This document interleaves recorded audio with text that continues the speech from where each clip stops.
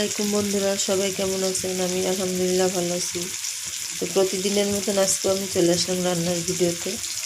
আজকে হচ্ছে গিয়ে আমি এই যে মশলা দিয়ে আলু কষাইছি, কষানো হয়ে গেছে। এখন হচ্ছে গিয়ে আমি আলু দিয়ে, কুমড়ো বড়ি দিয়ে আর পাঙ্গাস মাছ দিয়ে রান্না করবো। তো হচ্ছে গিয়ে কুমড়ো বড়ি আর পাঙ্গাস মাছ। তো দেখতে থাকুন আমার আজকে পাঙ্গাস মাছ কুমড়ো বড়ি দিয়ে আলু দিয়ে রান্না কেমন হয়। তো বন্ধুরা, এখন আমি হচ্ছে কুমড়ো বড়িটা দিয়ে দিলাম, দিয়ে কষাই নেব নাড়াইছে করে। বন্ধুরা, এই যে আমি হচ্ছে গিয়ে ঝোলের পানিটা দিয়ে দিলাম। এখন হচ্ছে আলু আর কুমড়ো বড়ি সিদ্ধ হবে, তারপরে আমি মাছটা দিয়ে দেবো। এখন আমি মাছ দিয়ে দিলাম।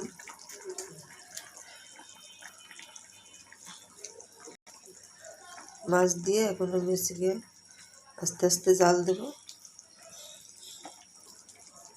ঢেকে দিলাম সিদ্ধ হওয়ার জন্য।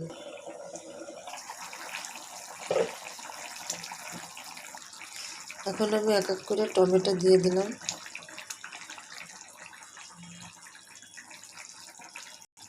টমেটো দিয়ে এখন একটু নাড়াই চাড়ায় আবার ঢাকনা দিয়ে ঢেকে দেব।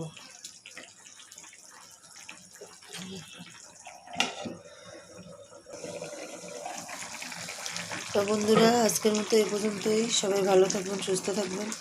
আসসালামু আলাইকুম, আল্লাহ হাফিজ।